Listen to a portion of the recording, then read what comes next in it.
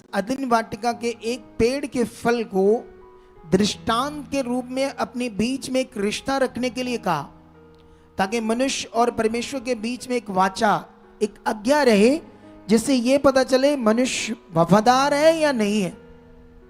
Hallelujah. अगर आज आप मिनिस्ट्री में जुड़े हो, परमेश्वर के साथ जुड़े हो, तो आपके जीवन में कुछ करना, आज्ञाएं, ध्यान देना, आपका इस मिनिस्ट्री से और परमेश्वर से एक रिश्ता है। अगर वो तुम्हारी जिंदगी में नहीं है तो खाली तुम स्वार्थी हो, कुछ भी नहीं हो। आ रहे हो, जा रहे हो और अच्छी चीजें ले नहीं पाओगे, कर नहीं पाओगे। इसीलिए इस वचन की महत्ता को समझो। परमेश्वर ने उसे कहा इस फल को नहीं खाना। किसने कहा था पहले बताओ मुझे। और परमेश्वर की बात कभी झूठ हो सकती है? परमेश्वर की बात में कोई हेर फेर हो सकता है? परमेश्वर ने अगर कहा था उस फल को नहीं खाना, अगर जिस दिन तुमने खाया तो मर जाओगे, तो मत बोलो। वो 100% जो खुदा ने कहा वैसा कहा, जो कहा उसमें एक भी पॉइंट कुछ आगे पीछे नहीं था। ये आदम जानता था, आदम स्पिरिचुअल था, उसके पास स्पिरिट था। तुम्हें पता नहीं आदम कितना पावरफुल था। जितने जानवर चीजें बनाई परमेश्वर ने, सबके नाम आदम ने रखे, एक का भी नाम परमेश्वर नहीं रखा। उसने हाथी को देखकर अंदाजा लगाकर हाथी नाम रखा, शेर को देखकर उसका नाम शेर रखा। वो क्या कहते हैं, वो जो मगरमच्छ है पानी में, उसने देखा और उसको, कितना बुद्धिमान था आदम, कितना पावरफुल मनुष्य था कि उसने सब चीजों के नाम रखे। परमेश्वर ने कहा उसको नाम रखने के लिए। हालेलुया। कितने लोगों को बात समझ आ रही है? इतना समझदार होने के बावजूद भी परमेश्वर ने जो कहा वो जानता था कि ये ऐसा करना मौत है, और जो परमेश्वर ने कहा वो लाभ है। लेकिन आज हम लोग क्या करते हैं, बहुत बार अपने शरीर में चले जाते हैं और शरीर में जाकर जो परमेश्वर ने बड़ी बात की होती है, लाभ की, उसको हम पूरा नहीं कर पाते। हमारा शरीर एक ऐसी चीज है, आप जानते हो, जब परमेश्वर ने पृथ्वी पर पाप बढ़ने लगा और मनुष्य परमेश्वर से दूर होने लगे, अपनी बुद्धि से गड़बड़ करने लगे, तो परमेश्वर ने उन्हें एक व्यवस्था दी। वो व्यवस्था ऐसी थी जिसमें दो तरह का ज्ञान था। उसमें वो ज्ञान था जो उस समय भी पूरा करना था और नए नियम के लोगों को भी पूरा करना था।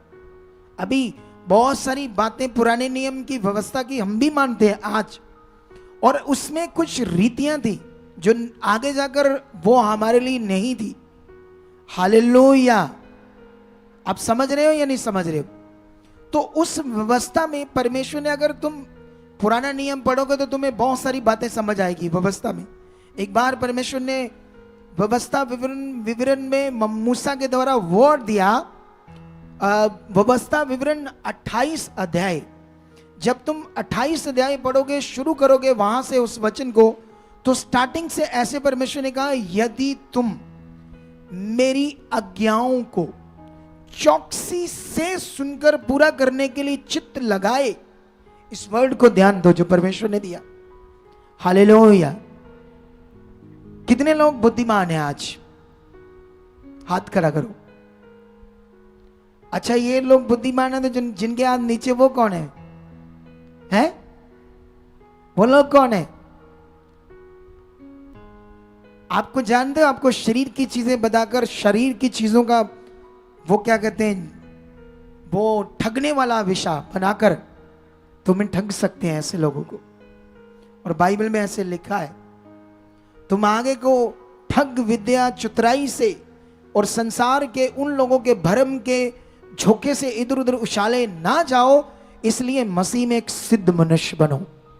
हालेलुया। तुम्हें मसीह में वो सिद्ध मनुष्य बनना है, जहां तुम संसार की ठग विद्या में फंस ना जाओ। तुम्हें समझना पड़ेगा ज्ञान, सच्चाई, परमेश्वर का वचन। अगर तुम ध्यान दोगे तो बन सकते हो, ये अवेलेबल है। तुम्हारा मन ऐसा है।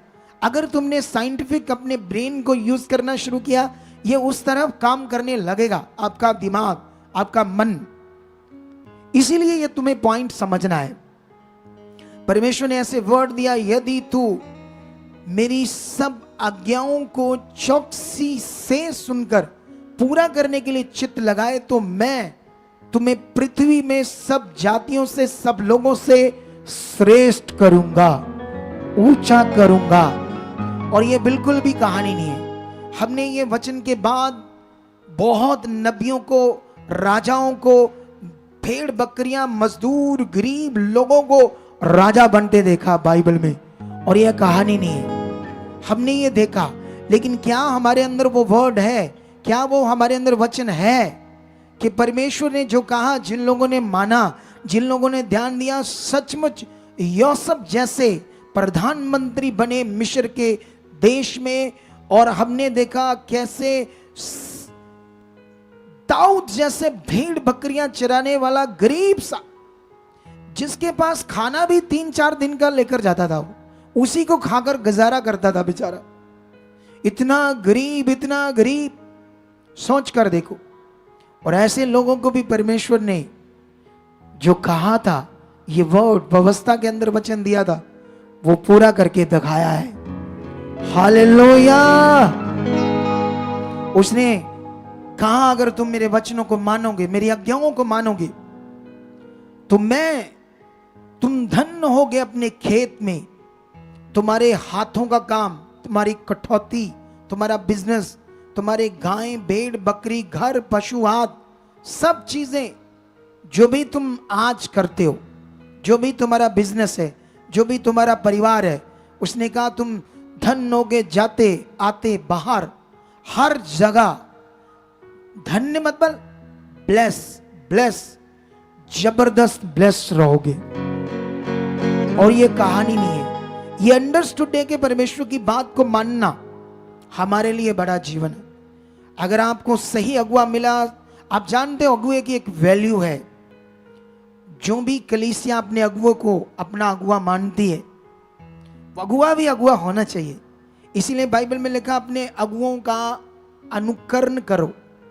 कुरिन्थियस में लिखा उसको पहले जांचो, चेक करो जिसको तुम अगुआ मानना चाहते हो। हालेलुया। उसके जीवन का अनुकरण करोगे, उसकी जीवन सचमुच वो परमेश्वर की इच्छा में चलने वाला अगुआ है, लालची है, स्वार्थी है, परमेश्वर के वचनों को तोड़ मरोड़ कर, आगे पीछे कर कर आपको अपने लाभ के लिए बताता है, या सचमुच उसके अंदर स्पिरिट काम कर रहा है, आत्मा काम कर रहा है, वो आत्मा से भरा है और आपको आत्मिक चीजें दे रहा है। अगर तुम्हें ऐसा अगुआ कहीं मिल गया तो भाई जाओ। अगर तुम्हें लगता है कि मैं हूं ऐसा, तो समझ लो तुम्हारी जिंदगी फिर आगे जाने वाली है। जबरदस्त आ गए। ये मैं अपने मुंह से तो नहीं बोल सकता, लेकिन परमेश्वर जानता है मेरी मेहनत को, मेरे मन को, जो कुछ मैं आपको आत्मा से दे रहा हूं, सब कुछ। हालेलुया।